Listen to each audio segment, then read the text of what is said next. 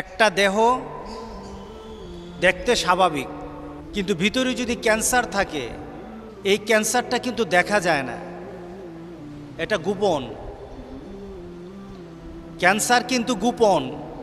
আপনার ফুরা কিন্তু দেখা যায়, দাউদ হইলে দেখা যায়, আপনার চর্মরোগ হলে দেখা যায়, কিন্তু ক্যান্সার কিন্তু দেখা যায় না।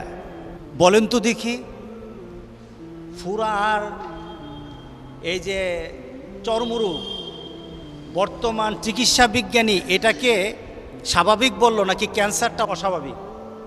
কোনটা স্বাভাবিক, কোনটা রিস্ক বেশি, কোনটা মারাত্মক? যেটা দেখা যায় না এটাই কিন্তু বিপদ। ক্যান্সার দেখা যায় না, কিন্তু আপনার গায়ের ফুরা কিন্তু দেখা যায়। গায়ের ফুরার কারণে মানুষের মৃত্যুর হার তেমন নয়, কিন্তু ক্যান্সার হলে 100% মৌত। ক্যান্সার হলে কিন্তু 100% মৌত। আজকে আমাদের মুসলমানদের দেশে, আজকে আমাদের বাংলাদেশে ঠিক ক্যান্সার ধরেই ফেলেছে। দেখা যায় না, দেখা যায় না ক্যান্সার। সেই ক্যান্সারের বর্তমান নাম হলো কেসিনু। আপনারা জানেন না কেসিনু? সেই ক্যান্সারের বর্তমান সমাজকে ধ্বংস করে দেওয়ার জন্য, আমাদের সামাজিক, পারিবারিক, রাষ্ট্রীয় শৃঙ্খলাকে, নিয়ম নীতিকে ধ্বংস করে দেওয়ার জন্য বর্তমানে আমাদের সমাজে সবচাইতে বেশি মারাত্মক হয়েছে কেসিনু। আমি গত কয়েকদিন আগে ওই যে কেসিনোতে ধরা পড়ল ফকিরাপুর স্পোর্টস ক্লাবে, একজন সাক্ষাৎকারে বলছে, দেখুন কিভাবে ক্যান্সার হয়। এই ক্যান্সার দেখা যায় না, বরঞ্চ এই ক্যান্সার দেহের ক্যান্সার থেকে আরো মারাত্মক। দেহের ক্যান্সারের জন্য একজন সাফার করে, কিন্তু সামাজিকভাবে জুয়া আর মদের ক্যান্সার যদি কারোর মধ্যে ঢুকে তাহলে পরিবারটা ধ্বংস করে দেয়, পরিবার ধ্বংস হয়ে যায়। সে লোক বলছে, আমি আস্তে আস্তে এখানে আসলাম, 2000 টাকা দিলাম, কিছু টাকা পাইলাম, 12,000 টাকা পাইলাম, আবার ধরলাম 18,000 টাকা পাইলাম, আবার 18,000 টাকা ধরলাম, 13 লাখ টাকা পেয়ে গেলাম, আবার 13 লাখ টাকা চলে গেছে। 13 লাখ টাকা পাইলো, 13 লাখ টাকা চলে গেছে। মাথা পাগল হয়ে গেল। সুস্থ হওয়ার পর আবার এখানে আসলাম কেসিনোতে, জুয়া খেলার জন্য আসলাম। আমার 42টা দোকান ছিল, 42টা দোকান বিক্রি করেছি, এরপর জুয়া খেলতে আসি, এরপরও জুয়া খেলতে আসি। চিন্তা করেন, এই লোকটার 42টা দোকান ছিল, বিক্রি করে দিয়েছে, এরপরও জুয়া খেলতে চায়। বলেন তো দেখি, এই 42টা দোকান বিক্রি করার কারণে ক্ষতিটা কি শুধু তার হয়েছে নাকি তার পরিবারের হয়েছে? পরিবারটা শেষ। এই বিপদ থেকে বাঁচতে হবে আমাদের। এই বিপদ সৃষ্টি করেছে আমাদের দেশের কিছু চরিত্রহীন, যারা শয়তানের আমল করে। কার আমল করে? আমরা দুই শ্রেণীর আমল করব। আমাদের মধ্যে দুই শ্রেণীর আমলকারী আছে। এক শ্রেণী আমল করে আল্লাহর। কার আমল করে বলেন? আরেক শ্রেণী আমল করে শয়তানের। কার আমল করে? শয়তানের। যে শয়তানের আমল করে সে হলো শয়তান, আর যে আল্লাহর আমল করে সে হলো আল্লাহর নেককার বান্দা, মুত্তাকিন। আল্লাহ সুবহানাহু ওয়া তাআলা আমাদেরকে জানিয়ে দিলেন, যারা এই কাজগুলি করে তারা যে শয়তানের আমল করে। আল্লাহ সুবহানাহু ওয়া তাআলা সূরা মায়েদার 90 নং আয়াতে আল্লাহ বলতেছেন, ইয়া আইয়ুহাল্লাযীনা আমানু, ও ঈমানদাররা, ইন্নামাল খামরু ওয়াল মাইসির, জুয়া এবং মদ এবং জুয়া, ওয়াল আনসাব, প্রতিমা, ওয়াল আজলাম, ভাগ্য নির্ধারণের জন্য সারস অর্থাৎ তীর নিক্ষেপ করা, রিজসুম মিন আমালিশ শয়তান, এগুলি হলো শয়তানের অপবিত্র কাজ। আল্লাহ জুয়াকে কার কাজ বললেন? বলতে হবে কার কাজ? শয়তানের কাজ। মদকে কার কাজ বললেন? শয়তানের। প্রতিমা পূজা, এগুলি আল্লাহ বলেছেন এগুলি হলো শয়তানের কাজ, শয়তানের অপকর্ম। ফাজতানিবু, যারা ঈমান দাবি করো, যারা মুমিন দাবি করো, আমরা মুমেন দাবি করি কিনা বলেন? এখানে সবাই আমরা মুমেন?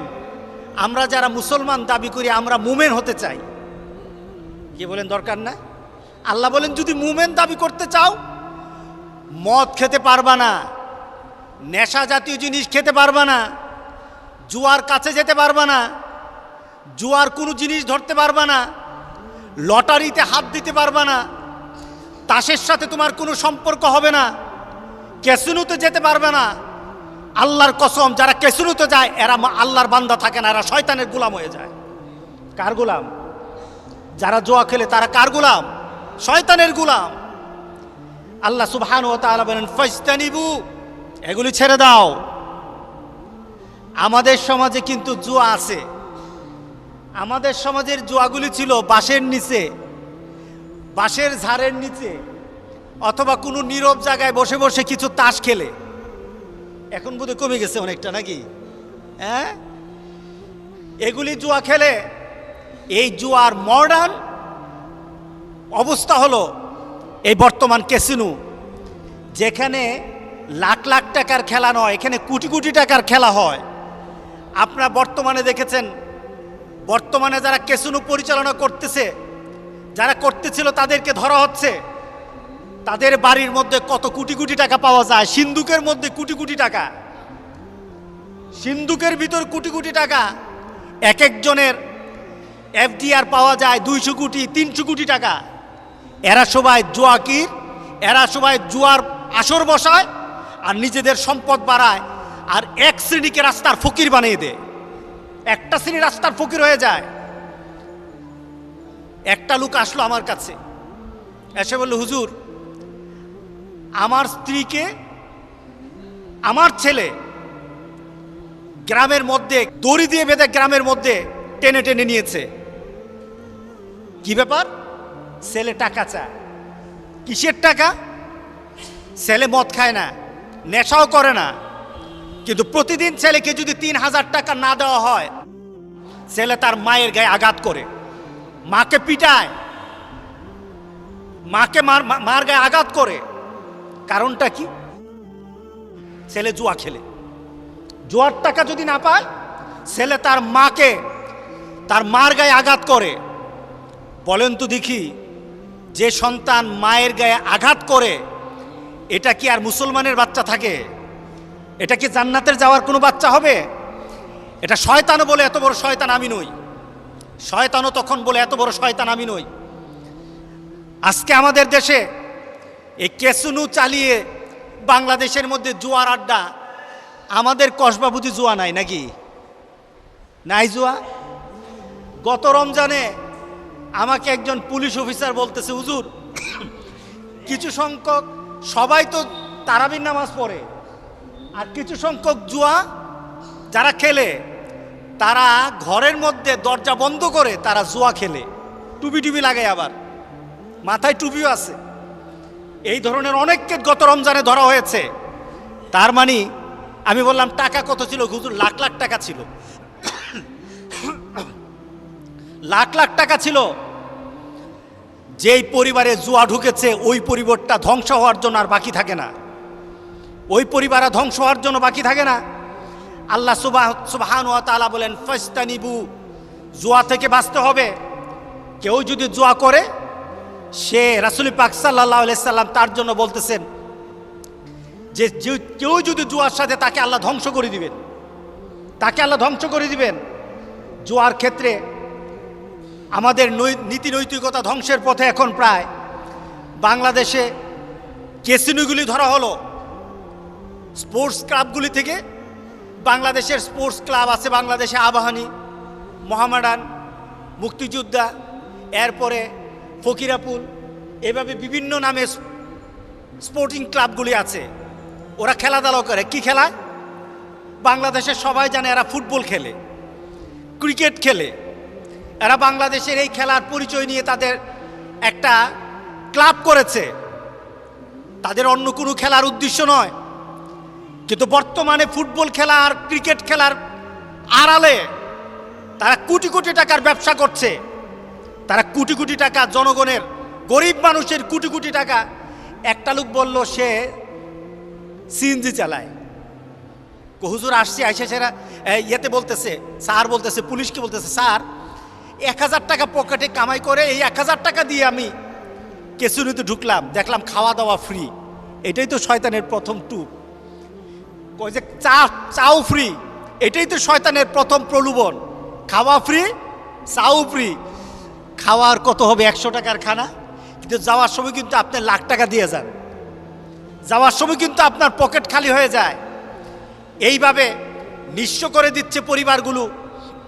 সে বলল আমি সিএনজি চালাই, কিন্তু আমি কেসিনিতে না আসে আমি পারি না। নেশা ধরে গেছে, নেশা চলে আসছে। আর রাসূল পাক সাল্লাল্লাহু আলাইহি সাল্লাম বলেছেন, যেই জিনিসে নেশা আছে ওইটাই হারাম। যেই জিনিসে নেশা আছে ওইটাই হারাম। আপনার নেশা হতে পারে খাদ্যের মধ্যে, নেশা হতে পারে আপনার তাসের মধ্যে, নেশা হতে পারে আপনার জুয়ার মধ্যে। রাসূল পাক সাল্লাল্লাহু আলাইহি সাল্লাম সকল ধরনের নেশাকে হারাম করেছেন। কারণটা কি? একটা মোমেন যখন নেশাতে ঢুকে যায় তখন সে আল্লাহকে ভুলে যায়, তখন তার ইবাদতকে ভুলে যায়, তখন তার নামাজ ভুলে যায়, তখন তার জিকির ভুলে যায়, তখন তার বাবাকে ভুলে যায়, তখন তার স্ত্রীকে ভুলে যায়, তখন তার নিজের কর্তব্যকে ভুলে যায়, তখন সে অমানুষ হয়ে যায়, একটা পশুর থেকে আরো খারাপ হয়ে যায়। ঠিক না?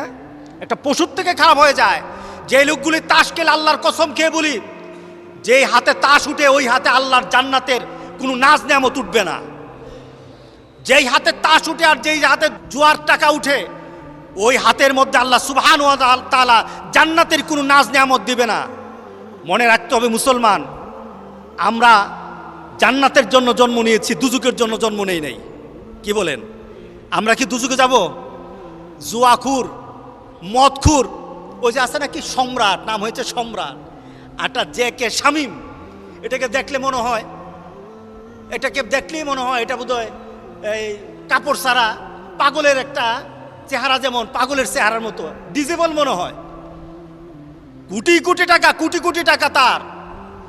সে নাকি তার অফিসে গেলে রাস্তাঘাটে তার খালি করে দেওয়া লাগতো। কত পাওয়ার তার, কত ক্ষমতা তার। অর্থের কারণে, জুয়ার কারণে তার কত ক্ষমতা বেড়ে গেছে। তাকে কি জিজ্ঞেস করেন তো, ভাই তুই মরার পরে কই যাইতে চাস?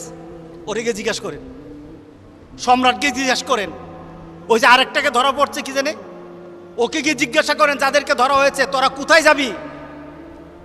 তারা বলে না, আমরা তো মরার পরে জান্নাত যেতে চাই, মরার পরে দরকার হইলে খতম পড়ামু, চেহালাম করব, এরপরে দরকার হলে 40 করব, যত আছে সব করব, তবু জান্নাতে যেতে চাই।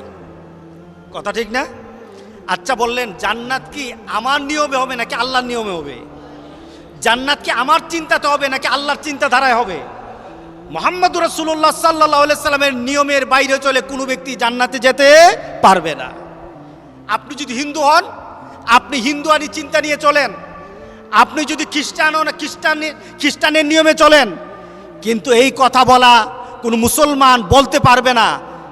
এই কথা বলতে পারবে না যে তাস খেলা দিয়ে আমাদের সন্তানগুলিকে আমরা বড় কোনো পাপ থেকে ছোটর দিকে নিয়ে আসি।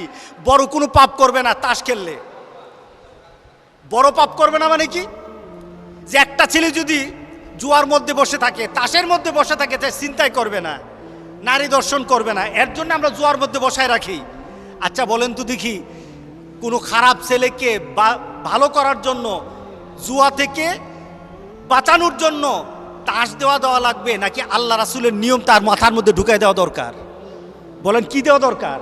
আজকে আমাদের সমাজের অনেক সমাজপতিরা বলে যে আজকে যদি ক্লাবের ছেলেগুলিকে তাসের বান্ডেল দেওয়া হয়, যদি তাসের বান্ডেল তাদেরকে যদি দেওয়া হয়, তাহলে তারা চিন্তাই করবে না, তারা রাহাজানি করবে না, তারা মানুষের উপর অত্যাচার করবে না। আর ইসলাম বলে কোনো ছেলে যদি খারাপ কাজ করে তাকে আল্লাহ এবং রাসূলের চিন্তাধারা তার মাথার মধ্যে দেওয়া দাও, সে জান্নাতে ঢুকে যাবে। কথা ঠিক আছে কিনা বলেন? পার্থক্য কতটুকু আমাদের চিন্তার, আমাদের যারা সমাজকে পরিচালনা করে তাদের সঠিক চিন্তা আমাদেরকে আনতে হবে। আজকে কেসুনু দিয়ে আজকে জুয়া দিয়ে আমাদের সমাজটাকে ধ্বংস করার পথে চলে আসছে। আবার কথা শুনতেছি যে কেসুনু এটা বৈধ ছিল না, এটাকে কিভাবে বৈধ করা যায়, এইভাবে একটা নীতি নিয়ে আসতে হবে। আল্লাহর কসম খেয়ে বলি, যদি আমাদের সমাজে অবৈধ হারাম জিনিসটাকে, যে হারামটা করেছেন আল্লাহ, হারাম করছে কে? বলেন কে হারাম করছে? জুয়াকে। এটাকে যদি বৈধ করা হয় তা আল্লাহর গজব নেমে আসবে আমাদের দেশে, আল্লাহর গজব নেমে আসবে আমাদের দেশে। ও মুসলমান, আজকে জুমার দিন সবাই তো নামাজ পড়ে, ওই নামাজের মধ্যে মদখুরও আছে আবার জান্নাতিও আছে। ওই নামাজিদের মধ্যে, মসজিদগুলির মধ্যে জুয়া খেলার মধ্যে যারা নিজেদের অর্থ হারিয়েছে, জুয়া ছাড়া বাড়তে পারে না, এমন মানুষও কিন্তু আজকে নামাজ পড়বে। পড়বে না? তোমার নামাজ কাজ হবে না, তোমার জুয়ার কারণে তোমার নামাজ কাজ হবে না। কারণ আল্লাহ সুবহানাহু ওয়া তাআলা বলেছেন এটা হলো শয়তানের আমল, যারা জুয়া করে তারা হলো শয়তানের আমল, আর শয়তানের আমল যারা করে তারা আল্লাহর আমল করতে পারবে না। আজকে আমরা সিদ্ধান্ত নেব, আমাদের সমাজে এই ধরনের পরিবেশ যদি হয়, জুয়া আমাদের সমাজে আছে কিনা বলেন তো দেখি, আছে কিনা? আমাদের সমাজে ছেলেরা জুয়া খেলে না? দেখবেন আপনার বাড়ির পাশেই জুয়াওয়ালা আছে, জুয়া খেলার মতো ছেলেপেলে আছে, আপনার পরিবারের মধ্যে, আপনার গ্রামের মধ্যে মদখুর আছে। কেন আমরা বলতে পারি না? কেন কথা বলতে পারি না? কেন আমাদের হিম্মত হয় না? হিম্মত হয় না একটা কারণে, জুয়াগির আর মদখুররা সমাজের মধ্যে এমন সন্ত্রাস করে যে সন্ত্রাসের ভয়ে যারা ভালো মানুষ তারা কথা বলে না। তবে আমি বলে দেই, যদি ভালো মানুষরা মুখ বন্ধ করে থাকে, কাল হাসুরের দিন আল্লাহর কাছে বুবা শয়তান হয়ে দাঁড়াতে হবে। কি শয়তান হবেন? যদি মদখুর আর জুয়াখুরের বিরুদ্ধে কথা না বলা হয়, তাহলে আল্লাহ সুবহানাহু ওয়া তাআলা কাল হাসুরের দিন তাকে বুবা শয়তান করে উঠাবেন। আমরা বসে থাকতে রাজি না। কোনো জুয়ার আড্ডা যদি কোথায় বসে, এটা আমার গ্রামে হোক, আপনাদের গ্রামে হোক, যদি কোথাও জুয়ার আড্ডা বসে, এই আড্ডার বিরুদ্ধে কথা বলা দরকার আছে কিনা বলেন? দরকার আছে কিনা বলেন? এটা আমাদের দরকার। যদি না বলি তাহলে আমাদের ঈমান কিন্তু থাকবে না, আমাদের ঈমান কিন্তু থাকবে না। আমরা কিন্তু বুবা শয়তান হয়ে কবরে যাব। আল্লাহ আমাদের সবাইকে একটা সুন্দর একটা সমাজ দেওয়ার জন্য, সুন্দর একটা সমাজ সৃষ্টির জন্য আমরা যেন আল্লাহ এবং রাসূলের নীতিকে প্রাধান্য দিয়ে মানুষকে বুঝাতে পারি, আল্লাহ যেন এমন তৌফিক সবাইকে দান করে দেন। জোরে বলুন আল্লাহুম্মা আমিন।